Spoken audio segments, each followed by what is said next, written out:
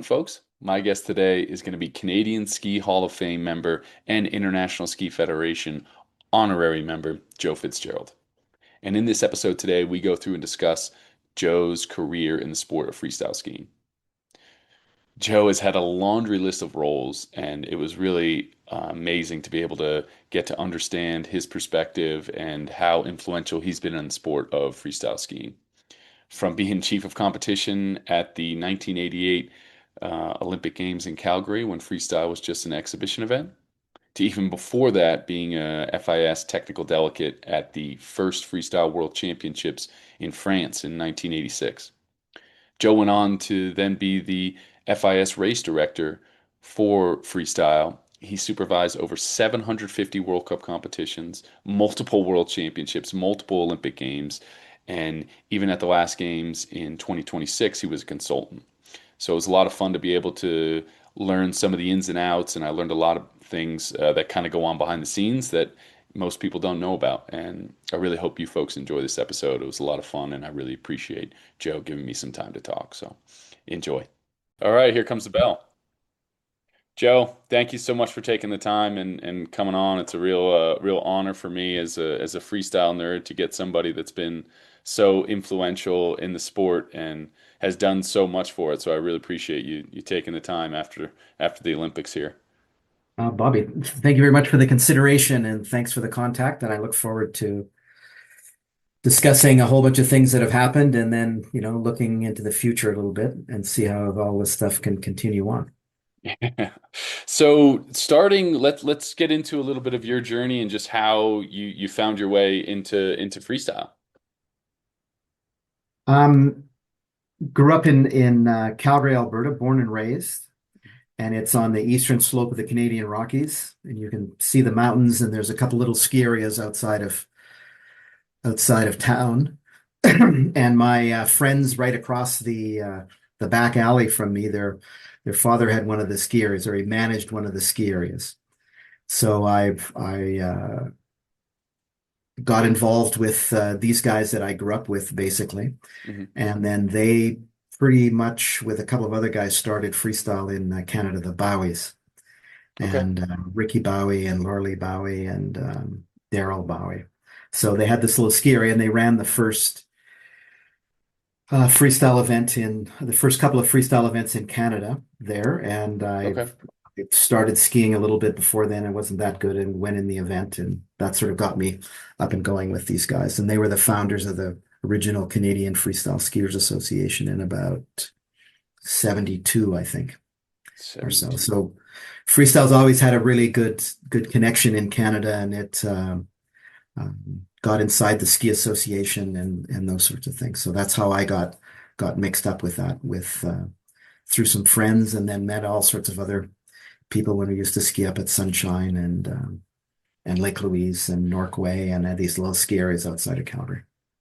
Very cool. Now, what like paint the picture? What was the scene like in 72 then, as freestyle is kind of this young sport. I mean, what's the Well, you'd sort of have to go back to the Nordic skiing comes out of the Nordic countries, Finland, Sweden, Norway, Denmark, etc. Mhm. Alpine comes out of the Alps, and this was the dominant stuff. And of course, if you study the history of Nordic versus Alpine, the Nordic guys wouldn't let the Alpine guys in on the Olympics, and this goes back a long, long time. And then Alpine was there, and then grew up to be very huge and popular all over the world, Mhm. mainly focused in Europe. And then, of course, after the Second World War, there's the baby boomer. I think I'm the last part of the baby boomer generation. Lots of people skiing, lots of technology, plastic, metal, Yeah. used to have I had screw-on edges and all that type of stuff. So you had all this development, and also lots of people and lots of young people and stuff. So that's where it sort of came from. And then there was Galendi skiing, big long sort of jumps, and Hmm. then that sort of shifted into flips and just skiing on natural sort of courses, on steep natural courses, and showing off. Actually, I'd say Right. freestyle skiing is about showing off to girls so you can get some dates and stuff, really, if you think about the Of real course. the Yeah, come real on. motivation and foundation of the whole thing. So then that became codified, and there's a few people that looked into this to go, okay, let's see what Americans and Canadians, let's see how all of this can be put together and approach the Canadian Ski Association to become a recognized discipline into there. And then the same things were sort of happening in Europe Around the same at the time. same time. And eventually, through a guy named Johnny Johnson, who was one of the originators and the first chairman of the Freestyle Skiing Committee, his goal was to get it in the Olympics. And this Okay. goes way back to, Hmm. you know, late 70s. And the only way to get it in the Olympics was to get it inside the International Ski Federation and then then it has to move through all of these processes and then eventually get it up to the IOC. And then eventually they can decide what happens from there. So Hmm. that's a big, long process. Hmm. So I got into skiing and skied a fair amount. I guess those that cannot do coach and those that cannot coach are race directors. So I got into this whole sort of process, and I went to university in the University of Calgary and studied sports and physical education. So I've got a little bit of background in Hmm. some physiology and biomechanics and structure and officiating and all of these sorts of things as an interest. And then I started to work at the Canadian Ski Association about Hmm. 19, would that be 1980 or so, 1982, 1983. Okay. Worked for them for about 7 or 8 years. And then Calgary Olympic Games. Calgary got the Olympic Games in 1988, so 88. they could propose events to come onto the program. So they proposed, I think, curling, short track, speed skating, and freestyle skiing. So Mm. there was then a group of people that were working on all of this at the international level and then at the national level. So that was the stepping stone to try to get to show on the program and try to get to say that something could happen, which Hmm. then goes back to another thing is you have to have a world championships before the Olympic Winter Games, and the world championships were in 86 in In team, France, right? Yeah. the first world championships. And I was an official I was a technical, and I was the assistant technical delegate at that one. Hmm. So I was there at the very beginning of that, and that was a fantastic event. Great performances, and that was like a prelude to then come on to the games in 1992. So there's Hmm. all these little steps that were in place. Again, started with um, Johnny Johnson and the FIS Freestyle Committee that goes and Peter Judge writing rules and all these other characters that are around, Yeah. and built that base, and then it kind of continued from there. Gotcha. Now, kind of at that base level, like first world championships and all those things that you're going through and you're trying to figure out. I have to imagine, I mean, you as you touched on a little bit, but like you're writing and coming up with all the rules and everything else, trying to legitimize it, right? And try to bring it into a little bit more of that Olympic arena. What's that like of, I guess the things that you don't know when you're kind of doing your first or world championships and like, hey, all right, we should adjust this for safety or kind of things that pop into the mind of like, okay, this is stuff we haven't thought of yet, and if we're bringing this and we're trying to legitimize this, what are some of these things? Because I mean, I know Um, at least like moguls back in the day, a crash wasn't a crash if you could just keep going, if you rolled through it and like none of those things. So I mean, to try to make it like, okay, a crash, judges that can't work anymore, or I guess just some of those things from how much that's changed. yeah, learning by failing, I guess. You've it's a white field or a white piece of paper to try to figure everything out, and to know enough with a little bit of sports background. You need a rule book, and you need course criteria if you Hmm. want to standardize stuff that people can replicate the sport all in all sorts of different places. So there was a rules and technical committee with the FIS with people from different nations, and I was on that for, I don't know, 5 or 6 or 7 years, and Hmm. then worked on the technical delegate side to be able to get all the education and the stuff going in that way. So it's just I can write a little bit, and I can organize stuff and think about things to try to get it down on paper, Hmm. and then you could reproduce it and send it out there used to be minutes. There used to be a big document that would go out from the Ski Federation for the two meetings as everybody got together and tried to settle all the rules out. And then inside of the International Ski Federation, there's, what would you say? I'd say 70, 65, 70 years worth of people thinking about organizing skiing, whether it's ski jumping, which relates to aerials and aerial in runs and speeds and angles of landings.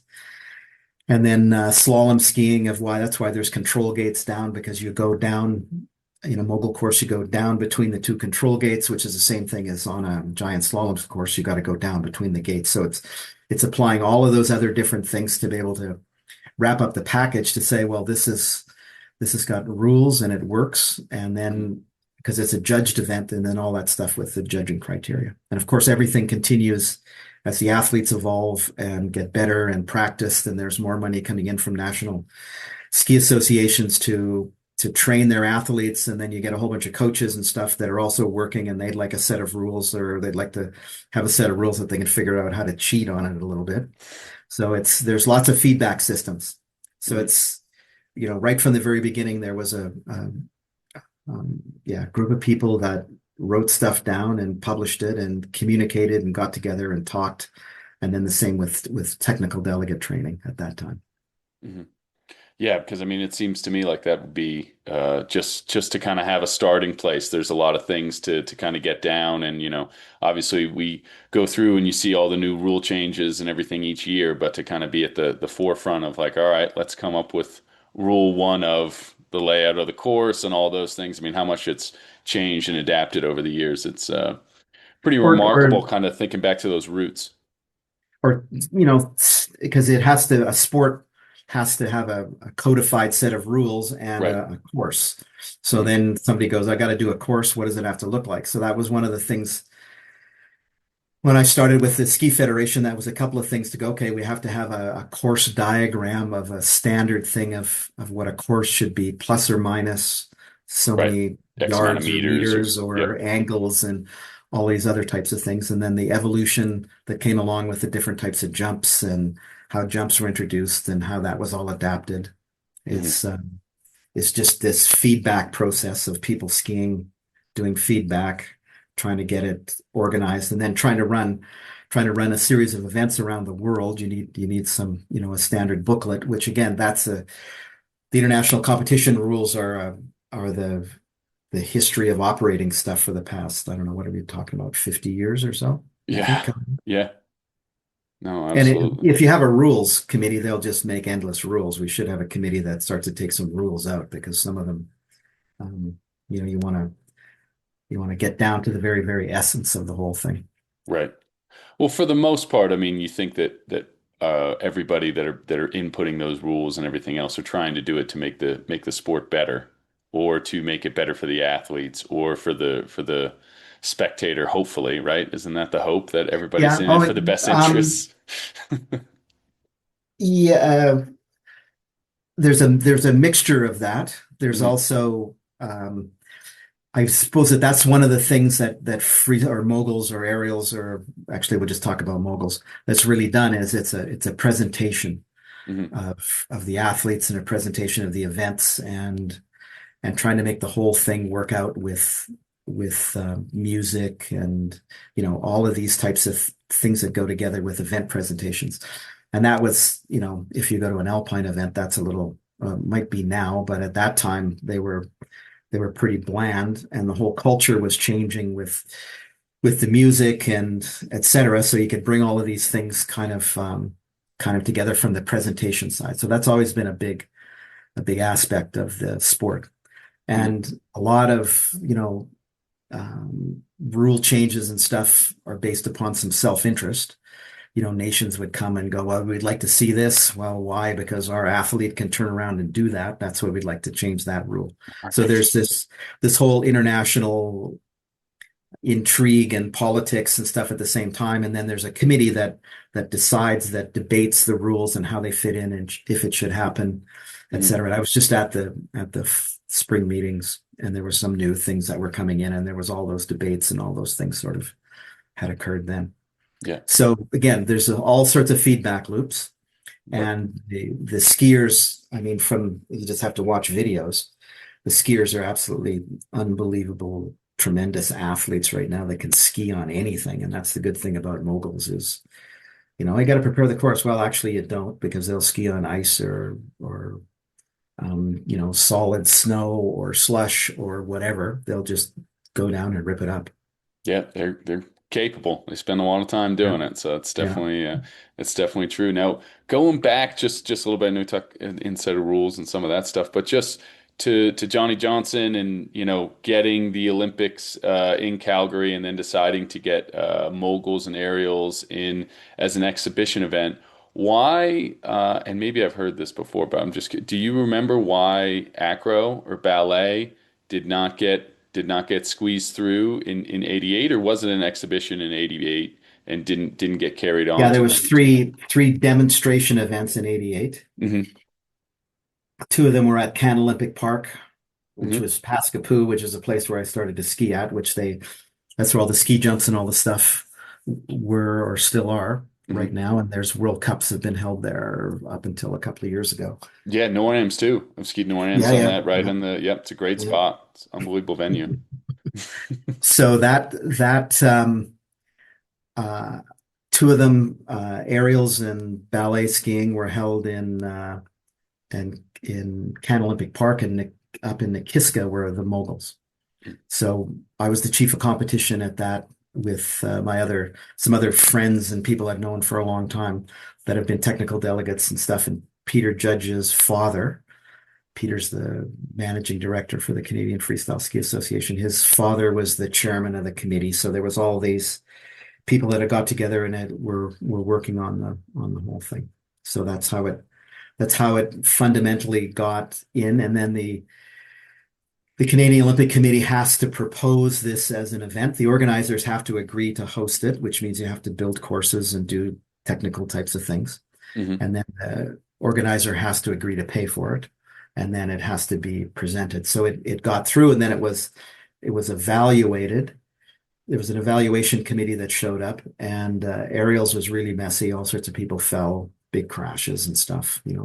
Weather wasn't very good. Calgary's got a Chinook wind that was blowing in like crazy, and that wasn't that interesting to the IOC, and the ballet skiing wasn't that sort of interesting either. But they sort of liked moguls and the French because the next event was going to be in 1992 in Albertville. Hmm. The French Ski Federation were also in the whole sort of situation of what they wanted to bring on to the calendar. And when you have an Sure. event, you have to have a course, and there's costs and television production and all sorts of different things that they had to pay for. So there's quite a bit of back and forth of which events would go in, and there was quite a debate whether it was going to be mogul skiing or dual moguls that went in Hmm. um, to Lilla to sorry Albertville. to Albertville. Hmm. Um, then it was decided that was John-Claude Keeley. Sort of, I remember being in a meeting when he showed up and was saying, "Well, we want to put some stuff in, and we'd like to put the mogul event in." And there's also input and stuff coming in from the broadcasters, particularly the American ones, going, "Well, we'd like new and fresh events," because there wasn't anything that was fresh kind of coming into the Olympic Games in skiing. Now, Calgary, what did they do? They did combined, Alpine combined and Super G they added.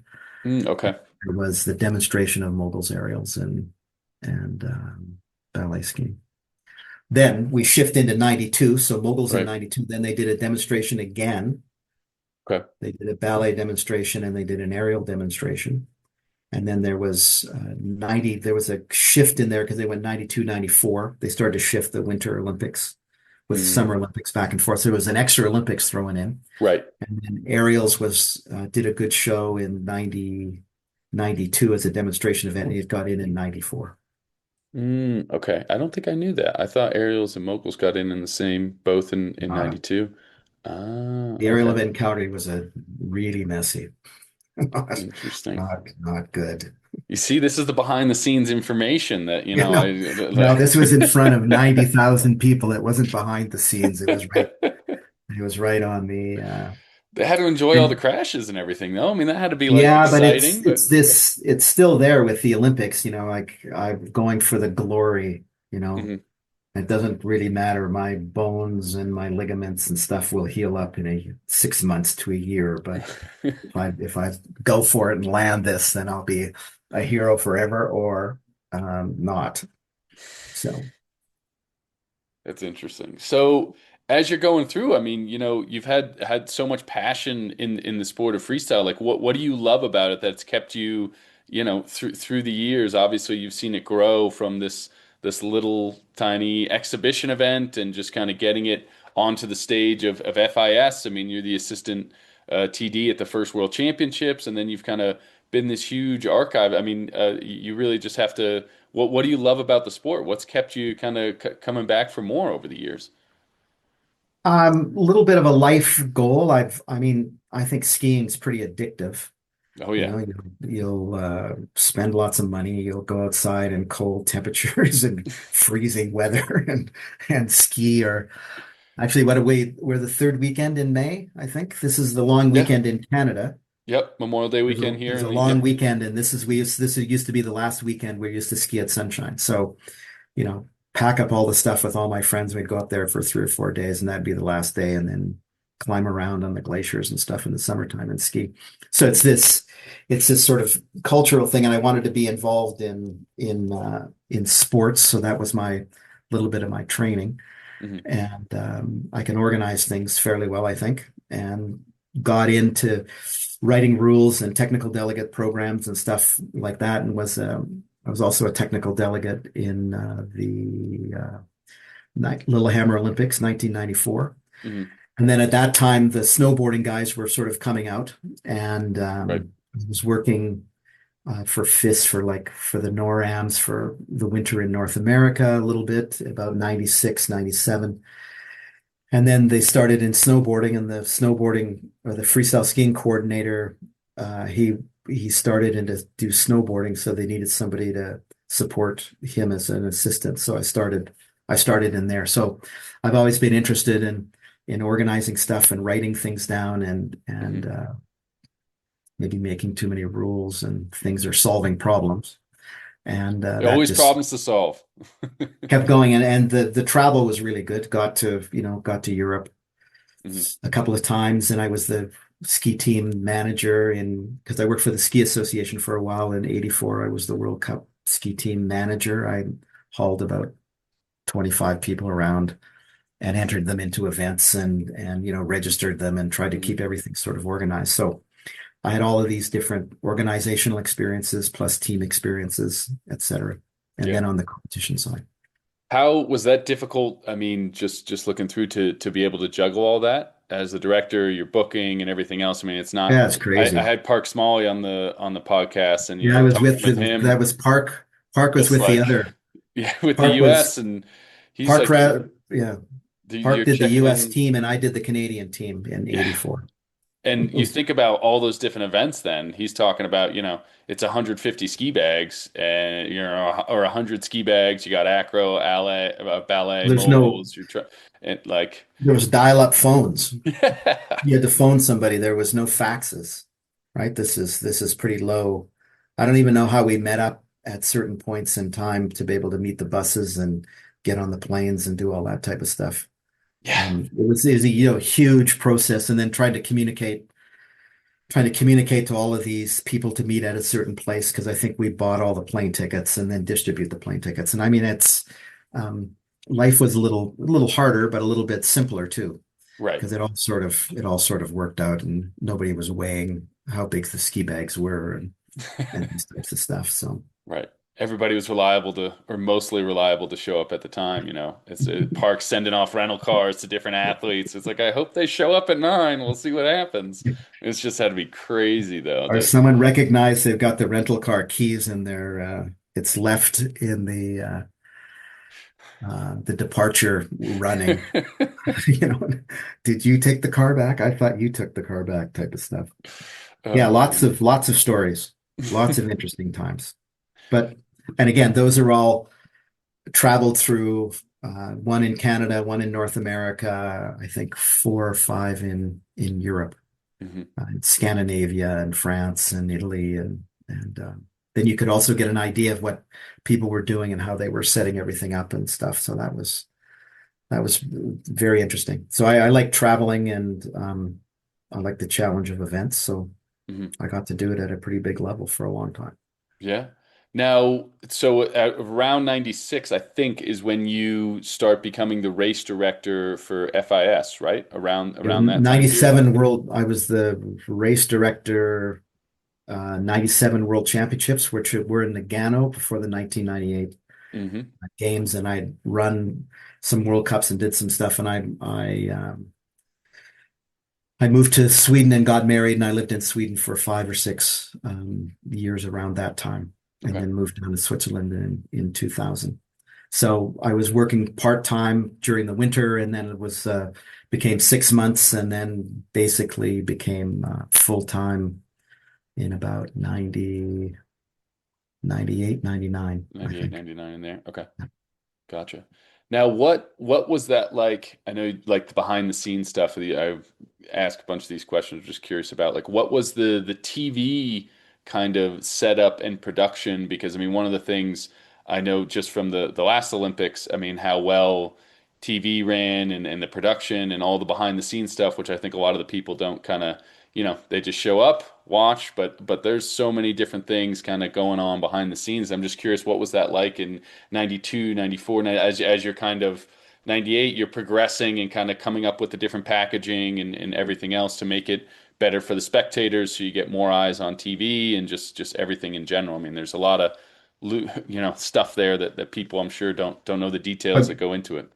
yeah, I was really in the mix quite a bit in 94 because that Hmm. was the broadcaster was the Norwegian national broadcaster. And then there's at the Olympics, they sell the rights, the TV rights. It's a huge amount of income for them, actually, and the majority of the income comes out of the US. Hmm. So uh, there was the national broadcaster, and then there's also the American broadcaster. I don't know, maybe that was NBC at that time, 94. I think And it was then there was CBS. I think it was CBS until 98, and then NBC took over in Okay, there 2002. you go. Because it was ABC in Calgary, and Hmm. yeah, I'd have to go back to take a look at that, but I'll defer to your background. So it was working with the television production people, and then also having to work out the running order of the schedule and where the cameras and stuff were. So that was my first real in-depth experience at that time. And at the Olympics, they sort of pride themselves that they've got, the most cameras and the greatest technology to do the greatest event you Hmm. could ever be at the highest level, which they do. I think they proved that again Yeah, no, it was in unbelievable. 2026. It was really, really good. And Hmm. I know people and they say, yeah, we watched that and that was fantastic. So it evolved along that line, which again comes back to your course specifications because you've got to have these done down that they know where the jumps are going to be and where everything works and how the finish areas are set up and designed. So this then we 98 was the same thing, and I was looking at there, and I think 98 we did one day of qualifications and one day of finals Hmm. for men and women. Yep. And then I saw on the final day, I'm going, well, this doesn't make any sense because we have two massive news stories of who won the women's event and who won the men's event, but they're all stuffed together on one day. Mm. Just the way that's how the World Cups and stuff were done. So then kind of coming into 2002 when I was more mixed up in it, I go, okay, well, we better shift the schedule because it's up to the International Ski Federation to decide what the schedule is. So I separated out the schedule to have I think we did qualifications and men's qualifications and final on one day. Then we Hmm. did women's qualifications and final on one day. So you had these two news stories coming out of 2002 Salt Lake or Deer Valley Olympics, DVR. Hmm. And then sort of continued on that sort of a process that, okay, well, let's see if we can also separate it out a little bit more. And I think coming into the what was it? Maybe Sochi it was. We did a qualification before the Olympics Hmm. started and then Yep. did the final. So we even got some more TV time. And then it was just trying to work through all of these things with the schedule. And then that's on the scheduling side to try to get the athlete in front of the people as much as possible. Hmm. And before it was you do one run of qualifications, one run of finals. Okay, so the athlete gets one exposure. And then it was sort of, I decided, okay, well, we could do two runs of qualification and two runs of finals, maybe Hmm. even three at one time. And then that athlete, the best ones are in front of everybody over and over and over again. That's what I saw when they were doing ski cross, because basically the top athletes, you keep seeing them going on.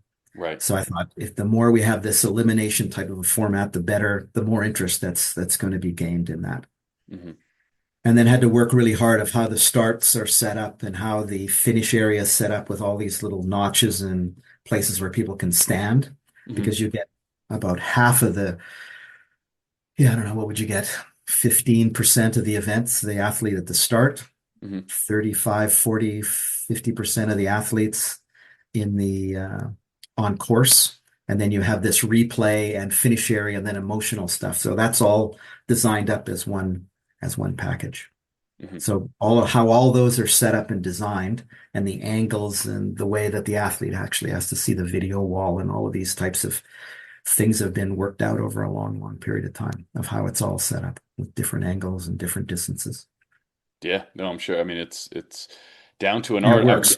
Yeah, I know it works great. Now, I'm curious, just one of the things from obviously 2026 to 2022. I mean, 2022, you had no spectators, you had COVID. Like, what kind of It's cold. logistical, what it was cold. Yeah. What was that like having to adjust and, a little bit on the fly and try to come up with all those differences to still make it a great event and package very well because I mean it was obviously Well, very well received. there was some spectators. Hmm. Um, yeah, if we just focus in on moguls, there was, because it was a nighttime event, so there's a whole bunch of, yeah, there is maybe 900 organizers on that Hmm. venue between all, the cross and the PGS and the slope style and the half pipe and the moguls and aerial. So there's lots of organizers. They all decided to turn around and show up. And then uh, they invited local people or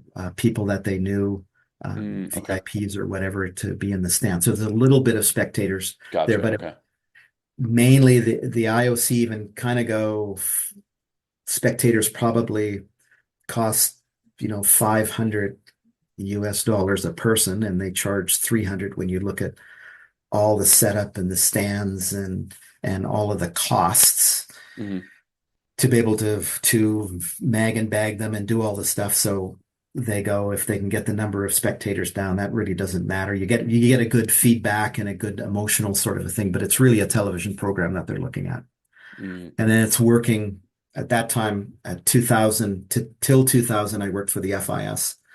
And from 2001 to 2002, I was working for the organizing committee in China. So I Hmm. had followed all the lead in, and it takes 7 years to organize the Olympics. So I'd followed all the lead in for 3 or 4 years before I retired. So I knew all the courses and I knew where all the TV platforms and all the things were generally supposed to be, and did basically the schedule up at the same time. So then I was just setting the whole thing up. And I had a lot of it was different there because I could actually institute lots of things that I had thought about, and I had the Okay. time and the number of fence poles and 10X, this plastic stuff that you can move around in different gates. I had enough time to be able to set it up the way that I sort of thought it would work pretty good, and it worked out well. And I took those same ideas into 2026. Mm, yeah. No, because I mean, it seemed like there's got to be a lot of difficulties that go on that you don't imagine. You say, and it's interesting just listening to you speak about all the ins and outs and different organizations and stuff that you've worked for. I mean, you really are one of the few people that have a true layer by layer understanding of the scope of it, whether, the production, the fencing, the rules, the TV packaging. I mean, it's pretty remarkable all the insight that you're able to have just over the Well, years of being yeah, in the sport. you're challenged with a new, a new as it's growing up in different countries. And when I was a race director, my job was to talk people into spending a $500,000 to $1 million to organize a World Cup all over the world in different countries. So Right. you kind of had to come in and, would you like to spend some money on this because your athlete did really well in the World Championships or the World Cup, or they won an Olympic medal. So it's Mhm. where the events and the organizers come from, is nations produce athletes and they also produce competitions. So then there's a whole bunch of new organizers you have to go through, and then the Olympics is um, I learned a lot more being, from one side from FIS and being there for maybe 2 weeks Okay. during the games and maybe a week before with a couple of other inspections and maybe some test events. But I was in China for 4 months, and for 2 years I was there from mid-November up until the end of February. So all of these different steps to be able to get it put together, and Hmm. then trying to convince of what the base layer is and the next layer and when the course is to be built and when all of these Right. whole huge checklists of stuff that goes on in these endless equipment lists and stuff. Yeah. Yeah. No, I mean, there's so many different insights into it. You don't want to have the course up too early. You got to have the right amount of time, like I, just I like to different. get stuff done really early and let it sit, Yeah. because generally I found that you'll be on a schedule, but um, who knows what's going to happen. So if you get it done early, you can just sit and wait. And generally, you're never sitting and waiting. Something's always coming up, and you're in a dynamic environment with snowfall or Sure. all sorts of things can go on. All Yeah. sorts of interesting stuff happens. Right. So one of the things is, as you were talking about, as you're talking about 2002 Olympics in Deer Valley in Utah, I'm like separating women's qualification and final one day, men's qualification final one day. Obviously, be able to get more eyes on sport and everything else. And I was there as a spectator, young little 11-year-old, getting to Nice. watch women's and men's. And one of the things I was just curious about for behind the scenes, what was the dynamic like? Because it was after September 11th. I mean, I know the security had kind of been beefed up and everything else. I mean, was there extra added difficulties for I you into that, I'd or say not it as much? was. I'd say it almost didn't happen. Real I was working at FIS. Um, then I can remember being in discussions and meetings, and they were, the my bosses and stuff were going to meetings with the IOC to go, should we proceed on with this whole thing? hmm And then there was there's generally a pretty high security overlay hmm at every games in any case, but there's lots of security. Right. I remember there was certainly a lot of I think there added was added there things. was like Stinger missiles or something at the top of the lifts, on one side and radar guns and all snipers and all sorts of stuff. So and that's the world, hmm that's what happens if you're working around with the geopolitics and all of these sorts of things that are even impacting the World Cup right now, because we've had lots of World Cups in Russia and Belarus, and those aren't happening, or they haven't happened for Sure. like 5 or 6 years now. So Yeah. Yeah. Absolutely. Those politics always change and world dynamics and everything else. So one of the other questions I had that as you were talking there, as you try to innovate and make a better package and everything else, what was kind of the idea or the thought, do you remember, for Deer Valley? Because I think that was the first night event where they did moguls kind of under the lights, aerials under the no, no, lights. that No? the first night event was 2006. No, no, no. But I'm saying like I think Deer Oh, the Valley night did the events. World Yeah. Cup. Okay. They Well, started because it was Torino in 2006, but I think yeah, Deer yeah, Valley was the no, first okay. Well, World this Cup. this goes back to um, 84. I was in France managing the ski team, and they did an event at night, bad Okay. lights and Yep. all sorts of stuff. And then I was going, okay, well, this is pretty good. And then after the 88 games in 89 and 90, there was World Cups in Calgary to use the facilities, and there was an organizing committee and stuff. And I go, okay, well, we could run. The easiest one to run would be ballet skiing at night. And there was lights at Can Olympic Park, and they had groomed out a slope there. So we did the whole thing at night, and there was people that it's a lot easier for people to turn around and show up if it's at night versus during the daytime. So that's how that sort of uh, started. And then again, working with Conrad Rodeman in Deer Valley and talking to them about, it'd be good to have a night event and how do you turn around and do that and where do you get the lights and et cetera and the lighting standards and all of these sorts of things. And actually, it might even go back to Finland because in Finland, it's a lot of the time it's a little dark up there. Sure. And they had the 2005 World Championships, Mhm. and they customly built their aerial site and their mobile site, and then they put lights in, television standard lights. Yep. So then I got mixed up with that quite a bit, trying to understanding what was happening and going on there, and I got to know a little bit more about lighting. And I'd have to see when the first nighttime Deer Valley one was. I have to ask Conrad I what that think is. I think oh 04. It was either oh 04 or oh 05. It might have been the same season there because I remember watching. I think Jeremy Bloom won Ooh. oh 05 under the lights and maybe oh 04. So I mean I think it's kind of right around that same period. But I mean I know it was a huge hit. And then they in the finish area they used to do the concert. So I think there was Cheap Trick that played Everclear one year, and there was so after you get to see this big World Cup competition, then you get to listen to some live music, and I mean it was just awesome. As many people as they could jam No, on I there. remember I Yeah, remember yeah, all of those times and then coming back into 2000 and what 2005 the events were held in the daytime. I think Ariel's was maybe held at night. I'd have to go back and remember all of those. But coming into 2006, hmm Moguls was kind of a hit coming out of 2098 hmm with Mosley winning yep, a medal, and then 2002 hmm with Barkey and I can't Kari remember the Traw, and yeah. yeah, yep, yep.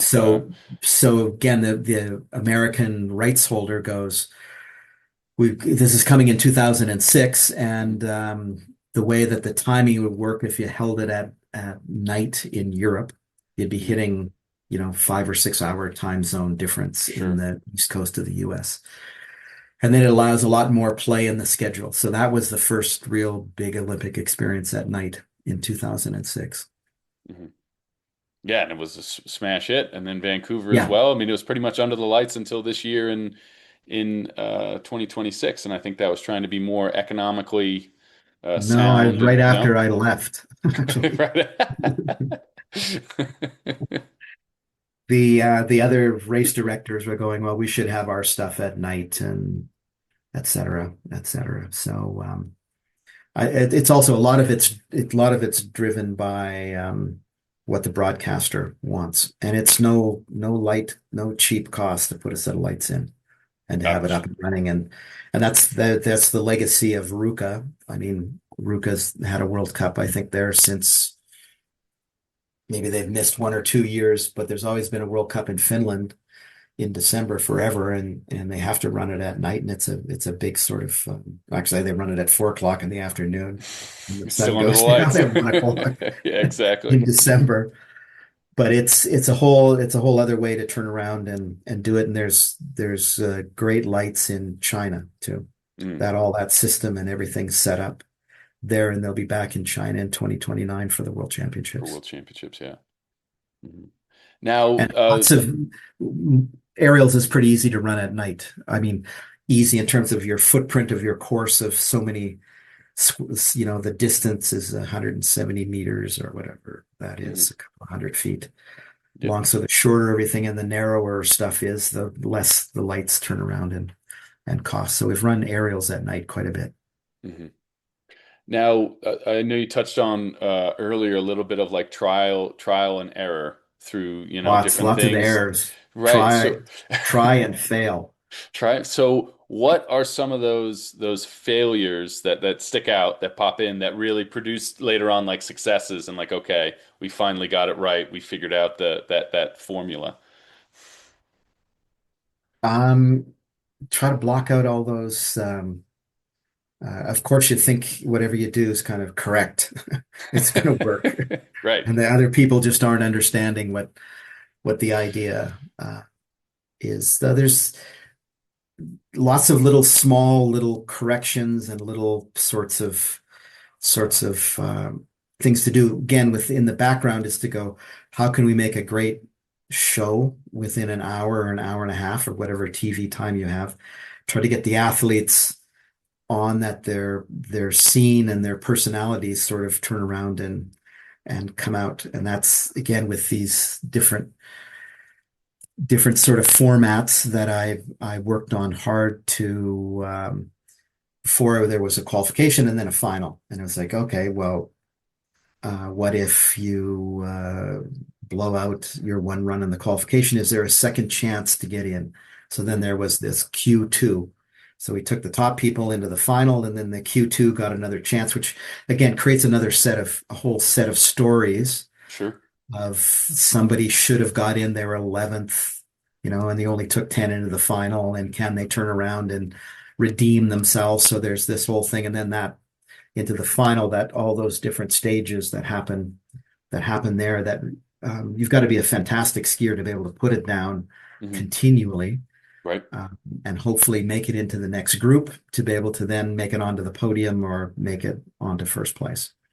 Hmm. So it's that was a little bit of trial and error, um, with the numbers and how it works out and the feedback. So Hmm. anytime you do some stuff, there's always lots of 10% say it'll never work. 25% say no way, and then the rest of them, um, basically 60% will sort of go with it, and then it Hmm. gets turned around and refined. Hmm. Um, what hasn't worked? Yeah, I that mean, I just have. in fairness, the setup for this year really worked, especially for the Australians. For Cooper, because he didn't Yeah, make what that what was quali going one, on there? he was What quali happened two, there? and then so that story, as you do TV package and everything else, that really played out well. So I think it was a good format. So No, and the same with duels, right? Because sure. who's going to go against who, and what's the strategy, and that's the real interesting, um, sort of thing that that can be designed into the whole program. And I Hmm. know even back to 2002, we had an athlete presentation before the men's finals that presented the athletes in the finish area, and that was Hmm. something that I started to go, okay, people have to see these athletes a little bit more. And again, that's not anything like they do that in wrestling and basketball and track and field and this whole sort of a setup. And we brought this back into 2026. We were able to get it in the schedule to try to present the athletes at the start, Yeah. particularly in duels, that they were, there's these two gladiators that are going to go together, like Hmm. mixed martial arts. The two people are there, back and forth. And those are the type of stuff to, again, keep presenting the athletes more and more. So that's the stuff that I'll continue to try to work on. Hmm. Yeah, I mean, I remember well, they used to, it was at the end of the slip, I think. They would do the showcase at the bottom air. Yeah, they would come down and Come jump. down, Yeah. jump, or just ski the bottom section or whatever, kind of put their And hand then it up was and then trying to get people back up to the top.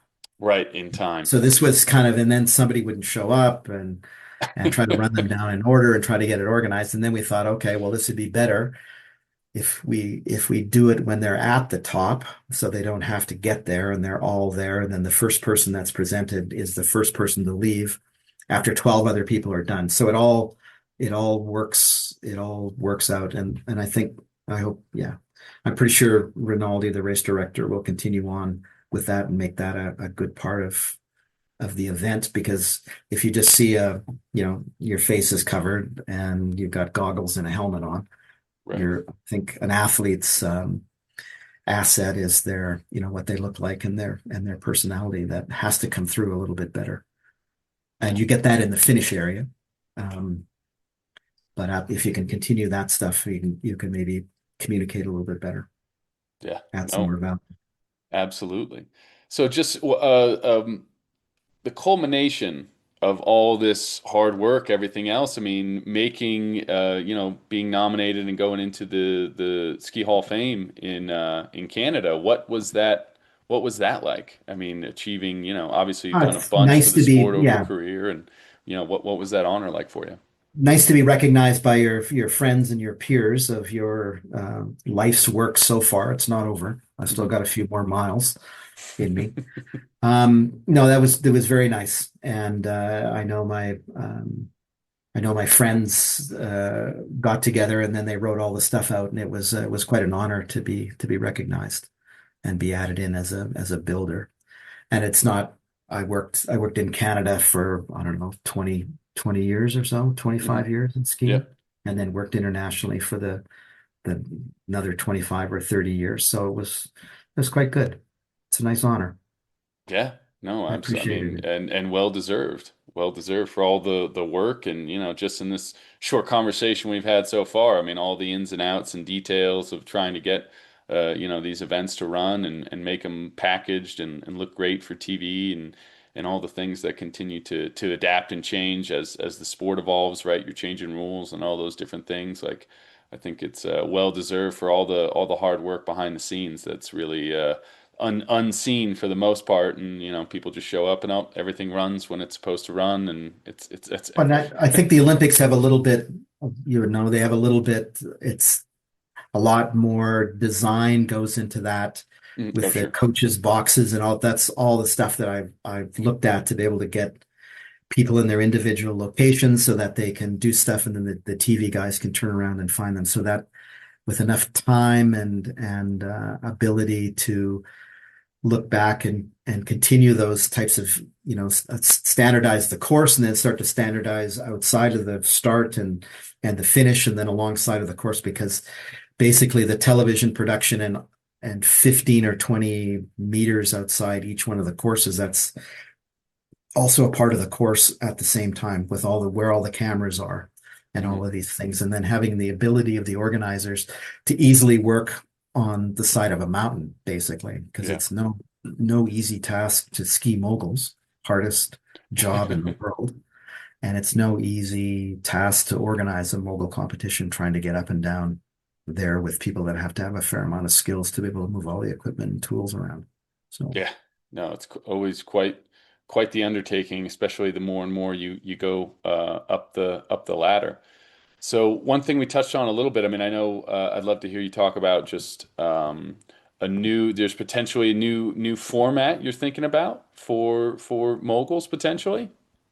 well, yeah, I think I mentioned that earlier, is we need there needs, if there's a rules committee, they'll just write endless rules. So I wrote endless rules, which, I suppose standardized stuff, and had to come up with there's jumps. People are doing jumps. Okay, should we put jumps in? Where do they go? How big are they? How do we regulate it? Et Mhm. cetera, et cetera. Yeah. So, and if you go back to the very beginning, there was people just skiing down a course with no control gates, just skiing on a steep mogul course and going down and showing and displaying their skills. And then there Mhm. was a jumping part, which was come out of, ski jumping versus Galindi jumping with alpine equipment on, then flips and twists and uprights and all of that original stuff.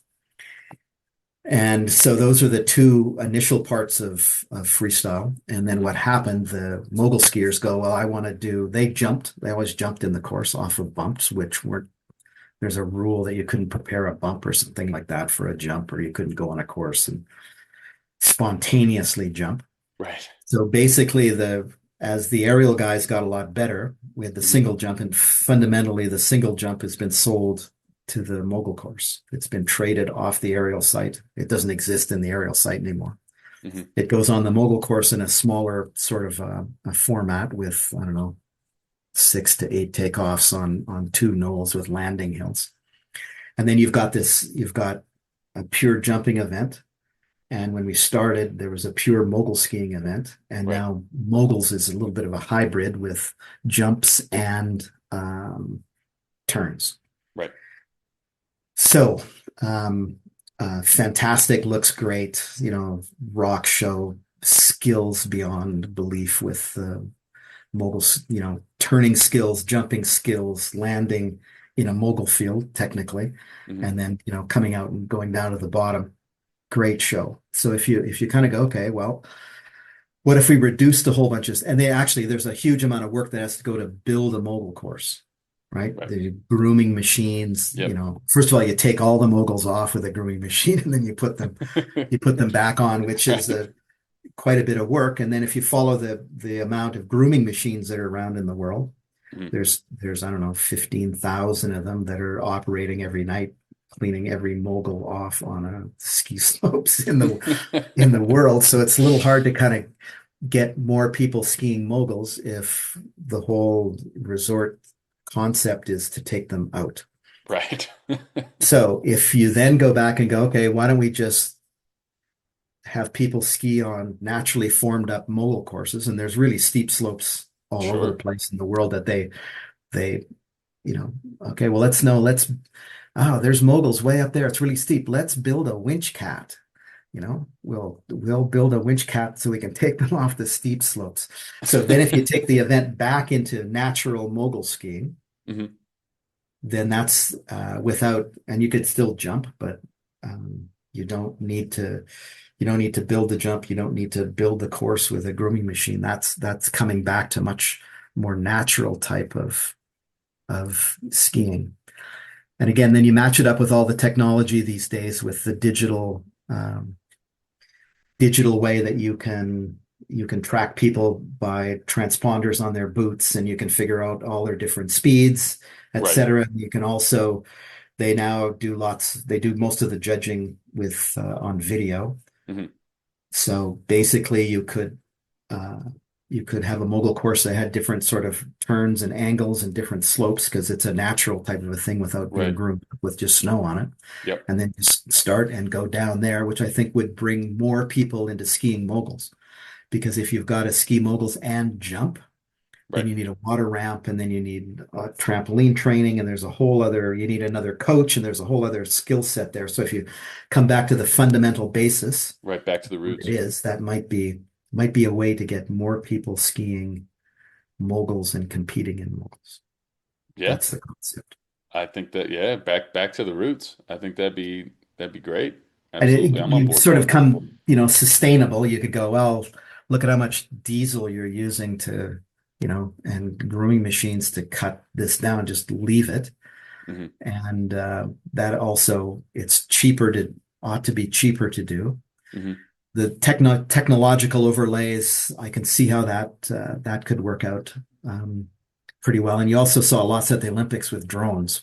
Sure. Yeah. No, So absolutely. if the course, instead of being 200 meters or 250 meters, could be 400 meters or 350 meters, and have all sorts of different angles and stuff kind of coming in. So that's my general concept that I've been pushing, but I'll see how far that goes. I'm on board with it. I think getting Okay, back to the good. roots, I like it. Yeah, no, absolutely. I think there'd be plenty of people here in the U.S. that would love to hear that. And you got all those people. Do one on Outer Limits. Killington comes right in. They Well, do no, it there then every that's year, right? You just top to yeah. bottom There's Killington, right? Mount Norquay in Banff, which is just this slope that is crazy long, full of moguls all years. There's ones in France. Hmm. There's these classes. There's the Kitzbühel or the Wengen. This is all Hmm. about the course and the terrain and the person attacking the terrain.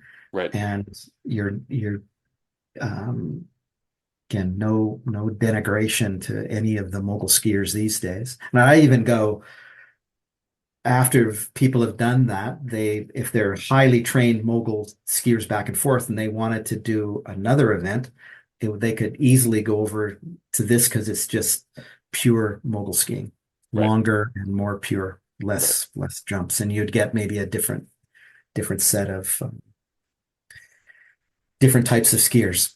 I think. Absolutely. Yeah. Force some different style and everything else if you're having to constantly adapt to whatever the natural terrain is kind of giving you or whatever else. I think a lot of people would certainly be on board with it without question. I And think and and it's there's no what it's I gotta see if I can remember this. There's no ski lift without moguls, right? Because Mhm. fundamentally as soon as you get off the ski lift and you run enough people down a hill, it'll just naturally come up because that's the way that skis work. So there's no ski area without moguls, there's no ski area without lifts, and Right. then there's no ski areas without grooming machines. So if you can remove the grooming machine a little bit, they're everywhere in the world and try to get more people skiing. And then I talked to some guys at the Olympics. Oh, the people don't like people don't like moguls. And I go, well, they don't like them because they don't know they don't know how to find them and they don't know what to do. And it's quite, slalom skiing is quite the skill, but mogul skiing and slalom skiing, back and forth, but actually mogul skiing is more like what would that be, an omega? Yeah. Well, that's the You're most up and difficult thing you can over do and on the down mountain. and up and over. So you're working in a Right. couple of different planes rather than just on Yeah. flats. It's fantastically skilled Yeah. skiers. No, absolutely. Best skiers on the mountain, without a doubt. Exactly. Yeah, Exactly. yeah. So, just another question, one more question for you. What would you say continues to still drive you? Because I mean, you still have this passion. You're still trying to come up with these new ideas and everything else to keep the sport growing and all these different things. I'm just curious, what drives you still? The the five whys. If you ask someone why five times, you get some. I have a life. I say I have a life sentence. I got into this whole sort of thing. I've got out of it for a year or two here and there, but I've Sure. always broken my probation and got hooked back in. So it's just a life. It's uh, got me to. I had the ability to travel unbelievable places all over the world to try to promote. That's another thing. I promote skiing, Mhm. just to continue to promote skiing. And now I've got enough experience to be able to use the knowledge that I had to try to continue stuff. So I'm an honorary member of the Freestyle committee. So I go to each one of those and try to throw the odd comment in. And I can't make proposals or anything, but I can add some expertise and work with the race director and maybe work with the odd organizing committee to turn around and organize some events and get my ideas and keep going until I don't ski anymore. Well, Joe, this has been a ton of fun, and I really appreciate you taking the time to come on here. And I really appreciate, and I just want to thank you for Thank all you, that you've Bobby. done for the sport of freestyle. As a 8-year-old kid, my first ski camp was Peter Judge Freestyle International at Mount Hood, and Nice. yep. So I've been around for quite a while. And first World Cup I went to was at Deer Valley in 2000. I think it was the first year they hosted it. Yeah, yeah, yeah. They had and so Test you were event. running that event and everything else, and I really appreciate everything you've done for the sport, and it's been awesome to have this Onwards. conversation. So thank you very Onwards. much. Thank you. Bye, everybody.